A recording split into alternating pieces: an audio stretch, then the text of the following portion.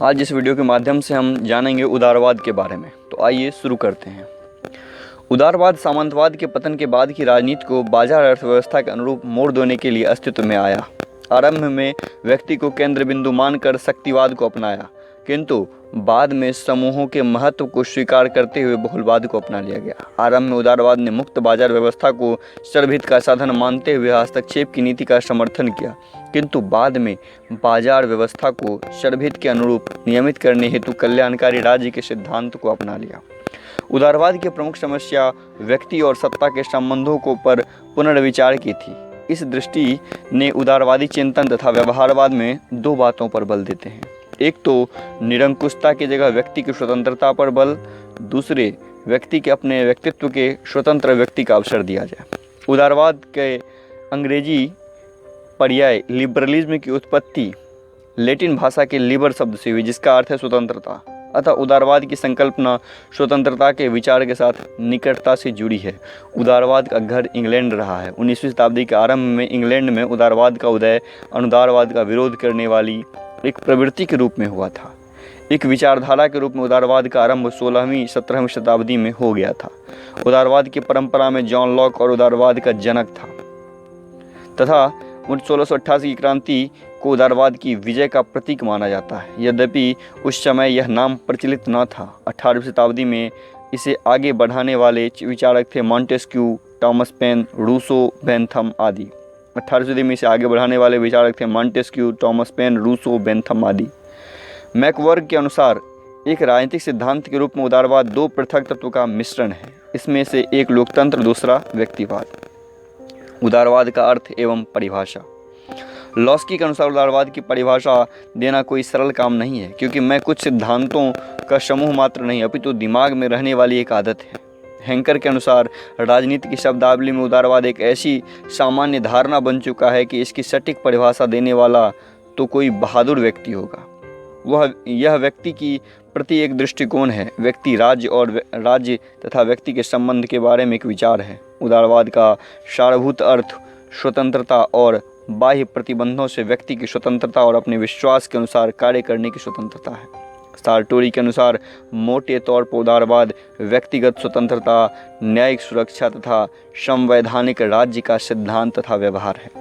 हबहाउस के अनुसार उदारवाद का संबंध इस धारणा से है कि समाज का निर्माण व्यक्तित्व की स्वयं निर्देशित शक्ति के आधार पर कुशलतापूर्वक किया जा सकता है और केवल इसी नींव पर सच्चे समाज का निर्माण किया जा सकता है। अतः स्वतंत्रता केवल व्यक्ति का अधिकार नहीं अपितु यह समाज की आवश्यकता भी है। उदारवाद की विशेषता। हेलोवेल के अनुसार संगठित उदारवाद की निम्नलिखित विशेषताएं हैं। संपूर्ण मानवीय व्यक्तित्व तथा व्यक्तियों की आत्मिक समानता में विश्वास।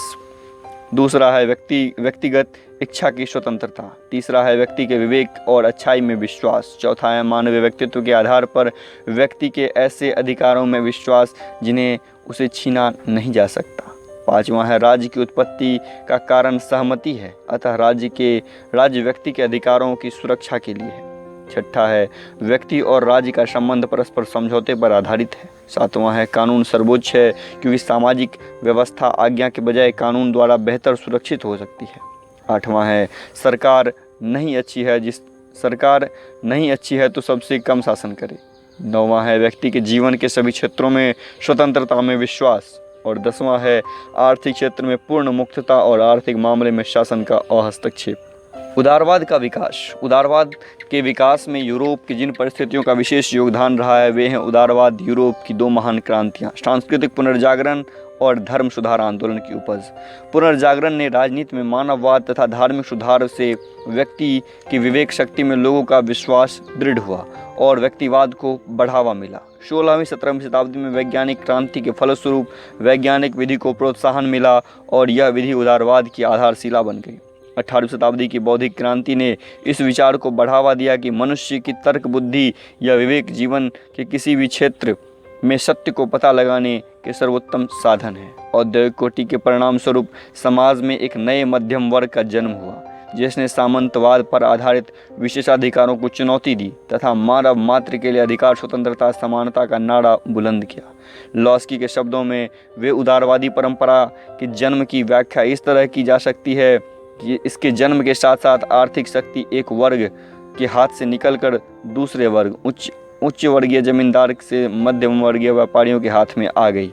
आर्थिक शक्ति के साथ साथ राजनीतिक सत्ता का भी हस्तांतरण हो गया।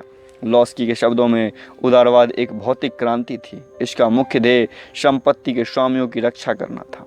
ज्ञान के क्षेत्र में स्वप्रकाशित सत्य को अमान्य ठहराते हुए तर्क और विवेक को महत्व देकर विज्ञान की उन्नति तथा उद्यम की स्वतंत्रता को उदारवाद ने बढ़ावा दिया। उदारवाद के ऐतिहासिक विकास क्रम में उदारवाद के दो स्तर पहचाने जा सकते हैं: चिरसम्मत उदारवाद और आधुनिक उदारवाद। चिरसम्मत उदारवाद, इसको नकारात्मक उदारवाद भी कहते हैं। शुरू में उदारवाद के जो रूप इंग्लैंड में विकसित हुए वे उसे चिरसम्मत या शास्त्रीय उदारवाद की श्रेणी में रखा जा सकता है। इस आरंभिक दौर में व्यक्तिगत अधिकारों की संवैधानिक गारंटी की मांग की गई, जिसमें धार्मिक स्वतंत्रता, सहिष्णुता, संविधानवाद और राजनीतिक अधिकार प्रमुख थे। राजनीतिक सिद्धांत के रूप में उदारवाद का आरंभ थॉमस हॉब्स से हुआ है माना जा सकता है, परंतु इसकी स्पष्ट अभिव्यक्ति लॉक की रचनाओं में मिलती है। लॉक की ट्रूटिसेस ऑफ गवर्नमेंट, अमेरिकी स्वाधीनता की घोषणा तथा फ्रांसीसी क्रांतियाँ उदारवाद के इस आरंभिक दौर के महान स्मारक हैं। अमेरिका के संविधान में मानव अधिकारों से संबंधित घोषणा पत्र लॉक के सिद्धांतों की मूर्त अभिव्यक्ति है। इसी प्रकार फ्रांसीसी क्रांति में स्वतंत्रता तथा समानता तथा भाईचारे के बारे में रूसों की विचारधारा से सीधे प्रभावित थी। इसके अतिरिक्त Montesquieu, Thomas pen, David Hume आदि राजनीतिक सिद्धांत ने भी उदारवाद के विकास में योगदान दिया। चिरसम्मत उदारवाद के विकास में अंग्रेज उपयोगितावादियों तथा उनके सहयोगियों का भी विशेष योगदान रहा। बेंथम तथा जे.एस. मिल जैसे विचारकों ने आर्थिक उदारवाद को राजनीतिक कार्यक्रम के साथ जोड़कर एक विस्तृत उदारवादी दर्शन की नींव रखी। उसने सुखवादी गणना और समानता के सिद्धांत पर आधारित अधिकतम लोगों के अधिकतम सुख का नारा बुलंद किया। उदारवाद की राजनीति पहलू के साथ साथ इसका आविर्भाव पहलू भी महत्वपूर्ण है। 1760 से 1830 के औद्योगिक क्रांति के दौर में फ्रांसी के फिजियोक्रेटस, एडम स्मिथ, रिकार्डो माल्थस, उपयोगितावाद के लेखक बेंथम और मिल के लेसेफियर सिद्धांत लेकर आर्थिक क्षेत्र में किसी प्रकार की राजनीतिक दखलंदाजी का विरोध करते हुए आर्थिक स्वतंत्रता की सिफारिश की। स्वतंत्र समझौते, व्यापार प्रतियोगिता, अर्थव्यवस्था तथा बाजार समाज को आर्थिक स्वतंत्रता की आवश्यकता बताते हुए आर्थिक कार्यों में राज्यों के हस्तक्षेप का विरोध किया। इस प्रकार इसने आर्थिक क्षेत्र में व्यक्तिवाद को महत्व दिया। नकारात्मक उदारवाद की प्रमुख विशेषताएं निम्नलिखित हैं। पहला, दार्शनिक आधार पर। इसका दार्शनिक आधार व्यक्तिवाद है, जिसके मुख्य स्रोत निम्न हैं। पहला, मानव व्यक्तियों के आध्यात्मिक समानता में विश्वास। दूसरा, व्यक्ति की स्वतंत्र इच्छा को महत्व देता। तीसरा, मानव की विवेकशीलता तथा अच्छा प्राणी मानता। चौथा, जीवन स्वतंत्रता तथा संपत्ति के प्राकृतिक अधिकारों में विश्वास। दूसरा है राजनीतिक आधार पर। इसका राजनीतिक आधार संविदावादी सिद्धांत तथा लॉक का दर्शन है। इसके मुख्य बातें निम्न हैं। पहला, राज्य की उत्पत्ति अधिकारों की सुरक्षा हेतु सामाजिक समझौते द्वारा हुई। दूसरा, राज्य तथा व्यक्ति के आपसी संबंध का आधार समझौता है, अतः व्यक्ति द्वारा राज्य का विरोध किया जा सकता है। तीसरा, कानून का आधार विवेक है, अतः सामाजिक नियंत्रण आदेश की अपेक्षा कानून के माध्यम से ठीक प्रकार से हो सकता है। चौथा, सरकार तथा राज्य आवश्यक बुराई हैं, जो सरकार कम से कम शासन करती है वह सर्वोत्तम है। पांचवा और अंतिम, मानव को जीवन के हर क्षेत्र में यथा राजनीतिक, आर्थिक, सामाजिक, धार्मिक, बौद्धिक स्वतंत्रता प्राप्त होनी चाहिए। तीसरा है सामाजिक आधार पर। समाज को एक कृत्रिम संस्था समझा जा गया है, जिसका उद्देश्य स्वतंत्र मानव के हितों की तृप्ति करना था। समाज के उद्देश्य व्यक्तिगत स्वार्थ की सिद्धि मानकर व्यक्ति के हित के द्वारा समाज के हित को संभव समझा गया।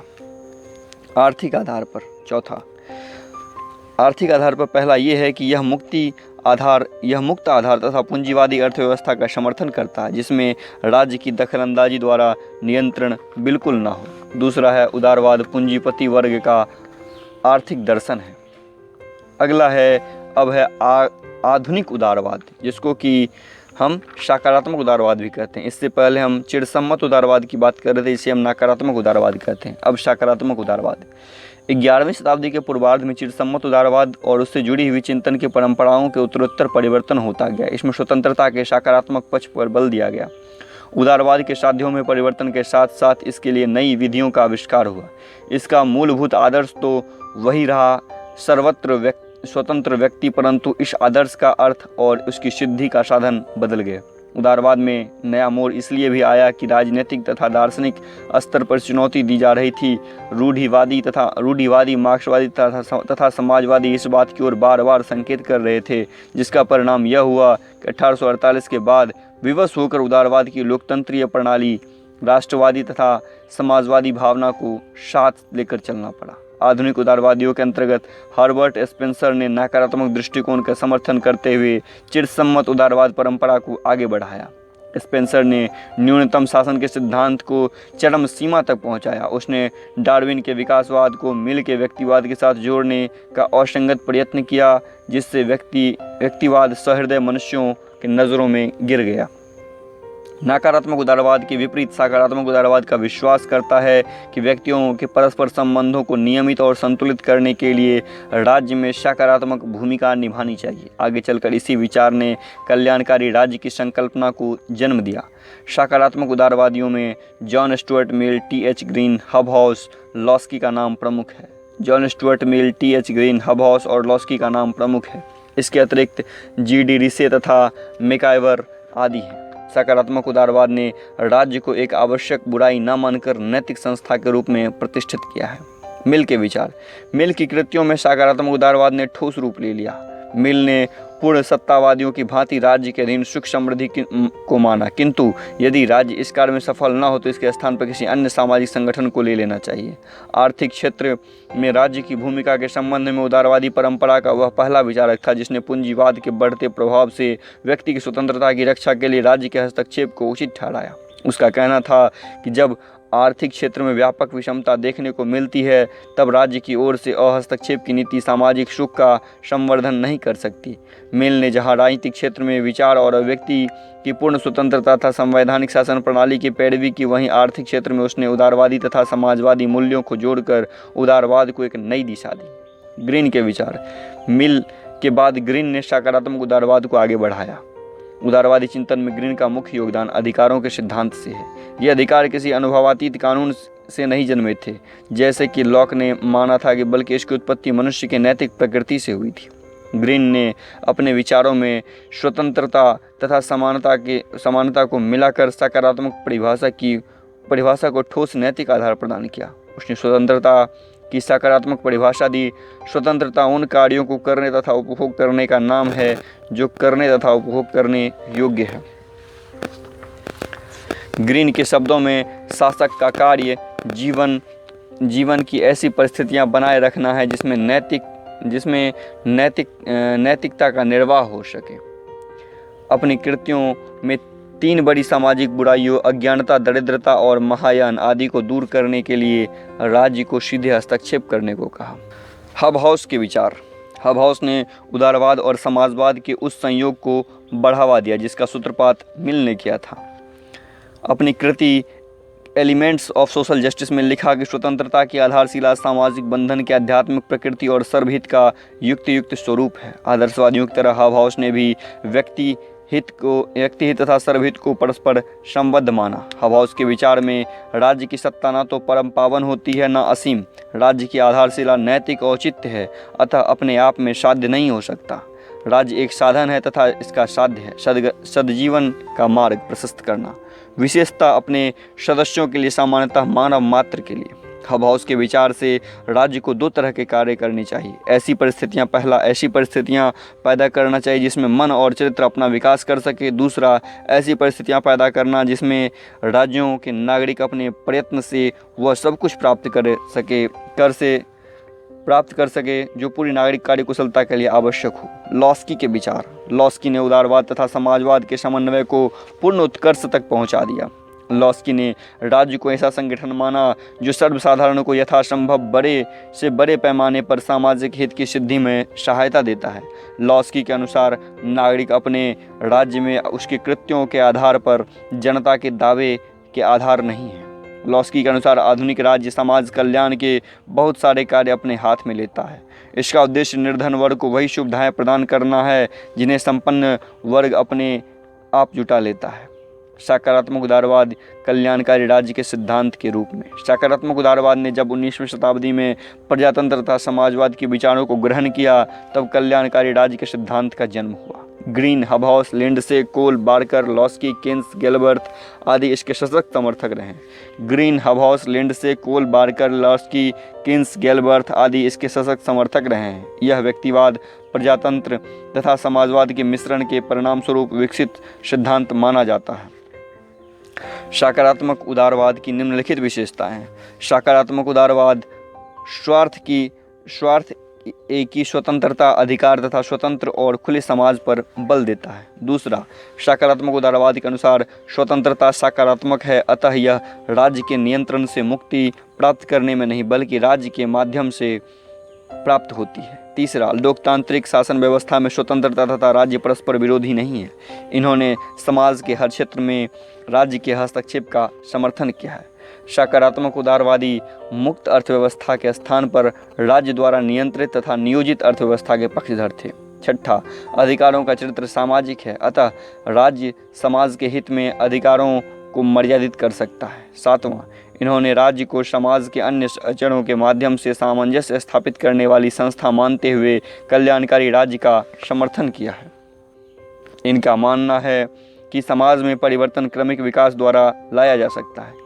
इसके लिए इन्होंने वर्ग सामंजस्य पर बल दिया, वर्ग संघर्ष पर नहीं। नौवां, संसदीय प्रजातंत्र तथा संस्थाओं को सकारात्मक उदारवादियों ने समाज में परिवर्तन लाने तथा वर्गों के हितों में तालमेल बिठाने का सर्वोत्तम साधन माना है।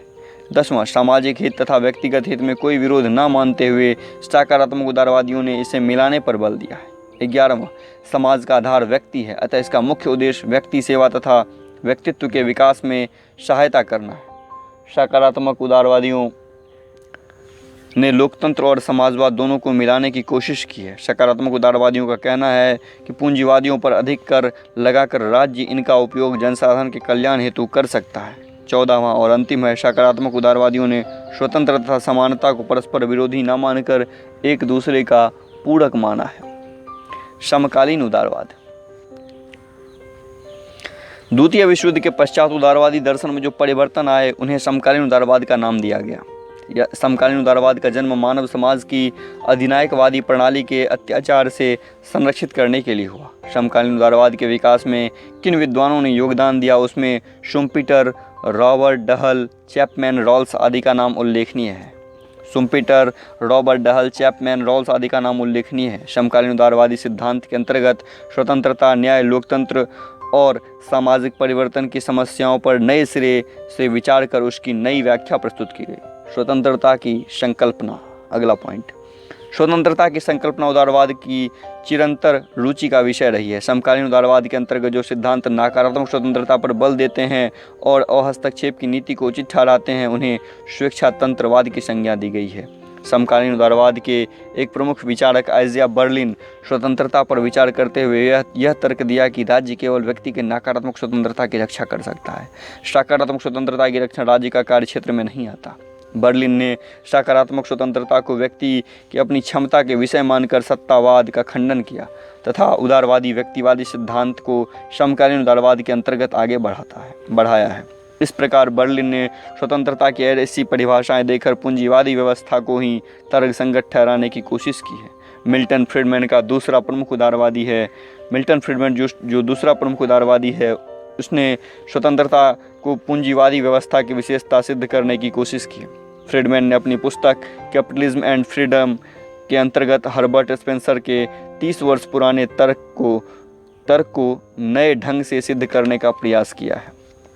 उसने लिखा है कि उदारवाद की दृष्टि से व्यक्ति या परिवार की स्वतंत्रता किसी सामाजिक व्यवस्था को जांचने की अंतिम कसौटी है। फ्रीडमैन के अनुसार राजनीतिक स्वतंत्रता का अर्थ है कि किसी व्यक्ति को अपने साथ रहने वाले लोग विवश न कर सके। प्रतिस्पर्धात्मक पूंजीवाद जिसने निजी उद्यम को स्वतंत्र विनिमय करने को अपूर्ण अवसर को स्वतंत्रता का आवश्यक शर्त माना है। फ्रीडमैन के अनुसार सरकार का कार्य बाजार व्यवस्था को सहारा देना है और उसके बचे खुचे काम को कर देना है, उस पर नियंत्रण नहीं रखना है। अतः समाजवादी व्यवस्था राजनीतिक स्वतंत्रता के साथ नहीं निभ सकता।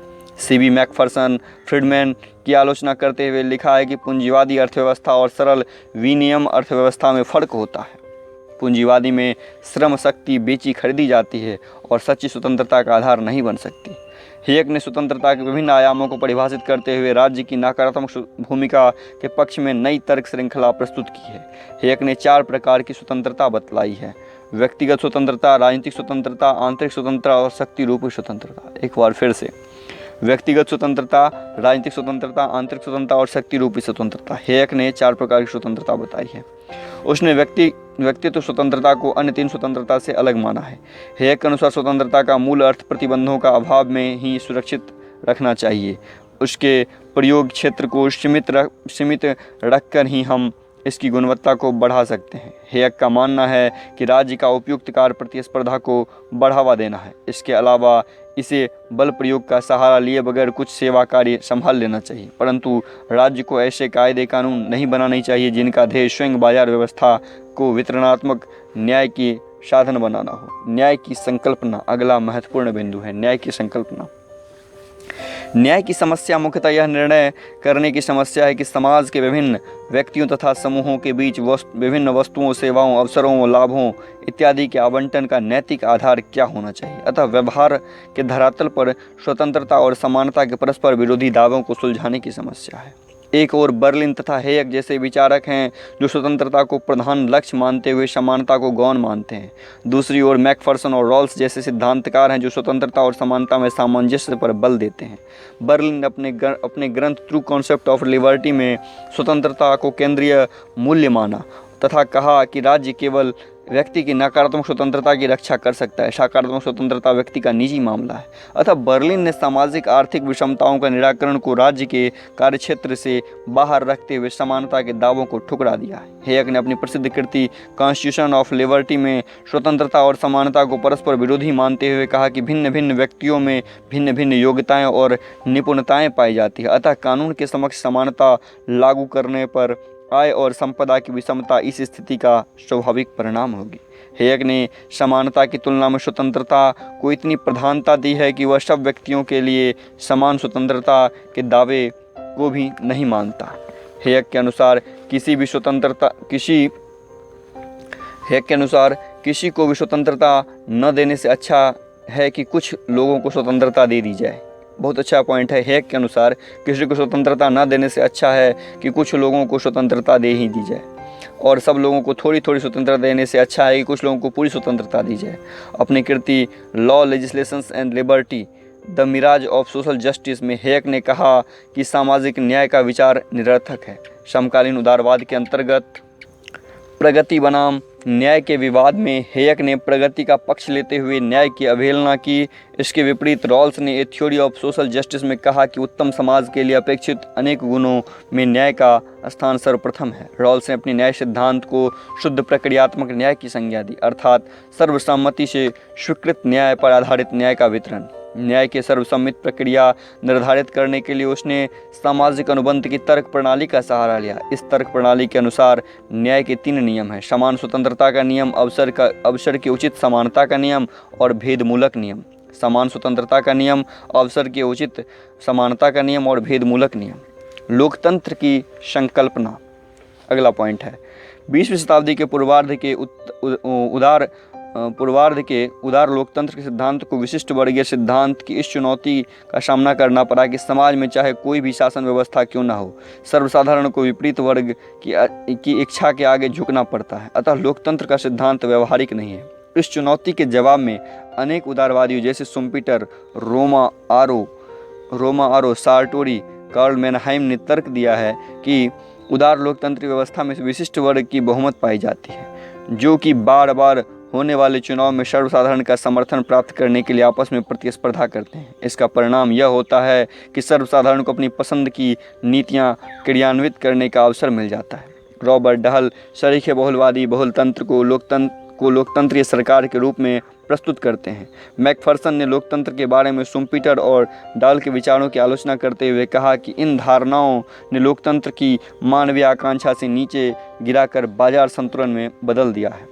मैकफर्सन ने प्रतिस्पर्धात्मक समाज की जगह सृजनात्मक समाज, जो दलित वर्ग की आवाज़ को सुनकर उसकी क्षमताओं का विकास कर सके, को लोकतंत्र का आधार मानते हैं। क्रमिक वृद्धि का सिद्धांत।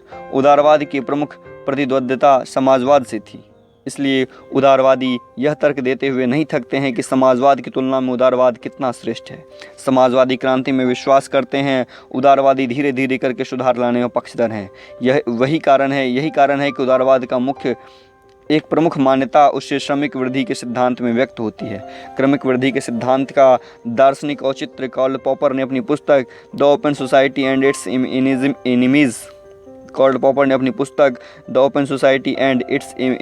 एनिमीज में सिद्ध किया। इस संबंध में उसने सामाजिक इंजीनियरिंग तथा खंडस निर्माण की बात कही। यह प्रश्न आता है कि सामाजिक इंजीनियरिंग का सिद्धांत किसने दिया, तो कार्ल पॉपर ने दिया। उसके अनुसार सामाजिक परिवर्तन के सभी कार्यक्रम छोटे छोटे चरणों में संपन्न किए जाने चाहिए, ताकि ज्यों ही किसी कार्रवाई का कुप्रभाव दिखाई पड़े उसे तुरंत सुधार लिया जाए तथा बड़ी क्षति न हो पाए। मूल्यांकन। उदारवाद एक गतिशील राजनीतिक दर्शन रहा है। इसका आरंभ सामंतवाद के पतन के बाद मध्यम वर्ग को प्रतिष्ठित करने के लिए हुआ है। बाद में श्रमिक वर्ग की बढ़ती हुई शक्ति को देखते हुए इसने अपने दृष्टिकोण में अनेक परिवर्तन किए, किंतु पूंजीवाद के साथ इनका गहरा संबंध रहा है कि आज भी इनकी नई मुद्राएं पूंजीवाद को संरक्षित करने की तरकीब मालूम होती है। उदारवादी विचारधारा को निम्नलिखित आधारों पर आलोचना का पात्र बनाना पड़ा है। यह एक अत्यंत लचीला दर्शन है, अतः विभिन्न विचारकों ने भिन्न भिन्न समयों पर इसके भिन्न भिन्न अर्थ प्रस्तुत किए। प्रारंभिक उदारवादी विचारक राज्यों को आवश्यक बुराई मानते हैं, तो 11वीं शताब्दी के उदारवादी विचारकों ने सकारात्मक अच्छाई माना है तथा राज्य को विस्तृत अधिकार तथा शक्तियाँ दी है। उदारवाद बुजुर्ग वर्ग का दर्शन रहा है। इसके लिए सामान्य कल्याणकारी कदम उठाए जाने के पीछे पूंजीवादी वर्ग के हितों का संवर्धन अभिप्रेरक रहा है। इसलिए इसने प्रगतिशील सामाजिक आर्थिक परिवर्तन की वकालत कभी नहीं की। एक और प्रारंभिक उदारवाद ने राज्य के अधिकारों को प्रतिबंधित कर अराजकता का मार्ग प्रशस्त किया है, वहीं आधुनिक उदारवाद ने अति केंद्रीयभूत व्यवस्था पर बल देकर व्यक्ति की राजनीतिक स्वतंत्रता को सीमित कर दिया है।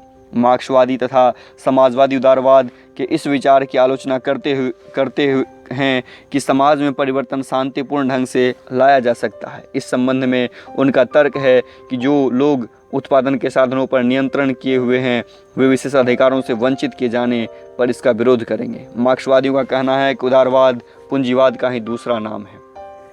उपरोक्त आलोचनाओं के बावजूद भी इस बात से इनकार नहीं किया जा सकता कि इसने प्रजातांत्रिक तथा मानवीय मूल्यों और विचारों के विकास में महत्वपूर्ण योगदान दिया है। उदारवाद का सबसे बड़ा योगदान यह है कि उसने परंपरागत और जड़ व्यवस्था को चुनौती देकर उसके स्थान पर आधुनिक गतिशील और तर्कसंगत व्यवस्था स्थापित की है। उदारवाद ने स्वतंत्रता और बंधुत्व का नारा बुलंद कर नई विचार प्रक्रिया का आरंभ किया है और व्यक्ति की तर्क बुद्धि और विवेक में विश्वास को बढ़ावा दिया है। अपने तर्कसंगत परिणाम तक पहुंचने के लिए उदारवाद लोकतंत्र, संविधानवाद, समाजवाद से भी हाथ मिलाने में पीछे नहीं रहा। इन सब के बीच मनुष्य की सच्ची स्वतंत्रता की खोज में आज भी जारी है। इस तरह उदारवाद का अध्याय यहीं समाप्त होता है। अगले अध्याय में हम प्रारंभिक समाजवाद के बारे में पढ़ेंगे। धन्यवाद।